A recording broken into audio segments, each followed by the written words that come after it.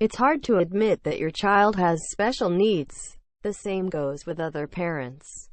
Itulah yang saya kata tadi, kadang ada ibu bapa yang yalah, memanglah kita nak yang terbaik untuk anak dan sebab kita, kalau anak kita, kalau saya pun anak saya sendiri, saya akan katakan anak saya okey, kenapa tak pergi sana, kenapa tak pergi belajar di inklusif, sebab dia boleh baca, boleh mengira, boleh buat penyelesaian matematik.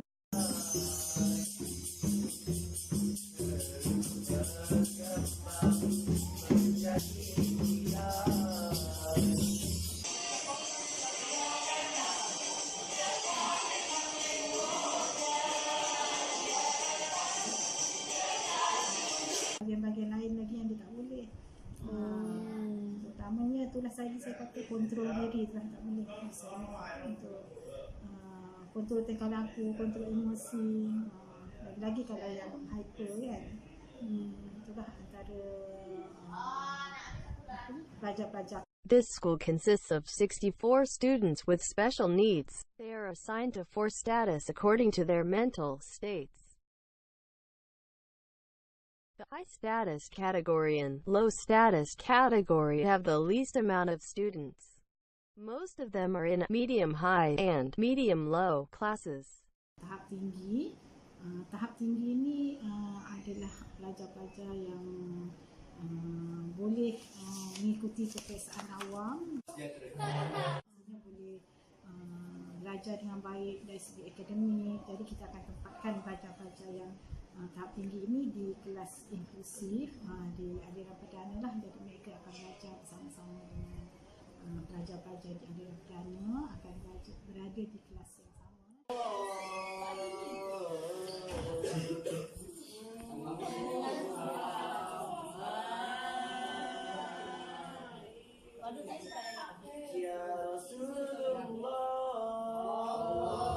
Ya, guru di sini akan monitor pelajar berkenaan di kelas. However, there's a huge difference between high status and low status students. Kita macam yang saya katakan tadi, lebih fokus pada macam urus diri, sebab mereka ni memang semuanya lah masih lagi dari segi urus diri, pakaian, pergi tandas, semua tu masih perlu lagi nak tengok umur telah pun mencapai 13. The teachers are not only teaching them, but also undergo certain mental therapy with them. Their therapy refer to mental training that could be done by doing leisure activities, such as horse riding.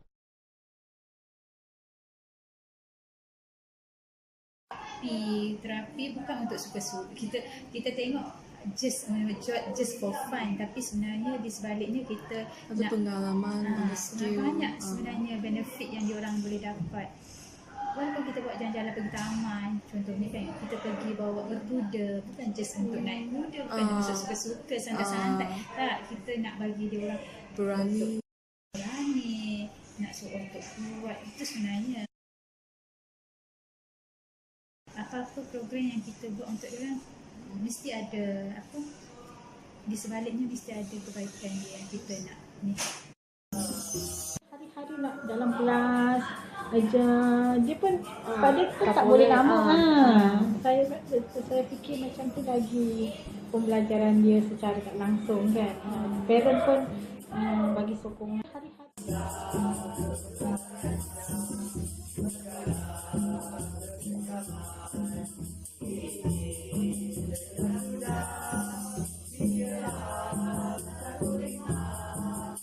Tapi kadang-kadang ada parent yang bagi buat untuk kontrol dia punya ni, tapi ada parent yang tak bagi.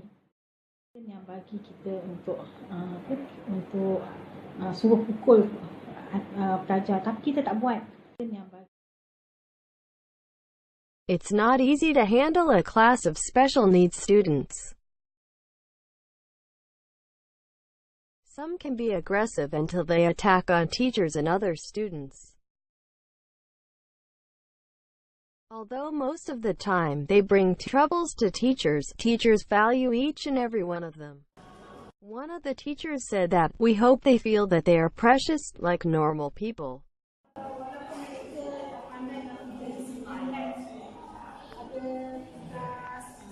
Siapa ketua, hari Isnin siapa satu, kita train dia semua normal.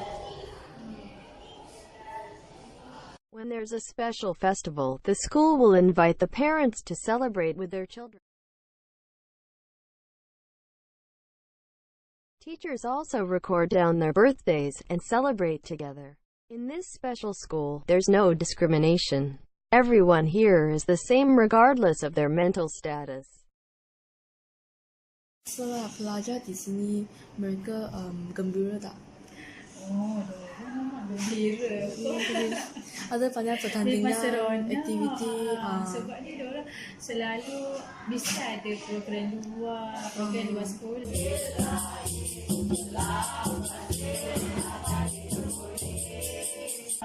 Boleh dikatakan setiap bulan tu biasanya ada lah banyak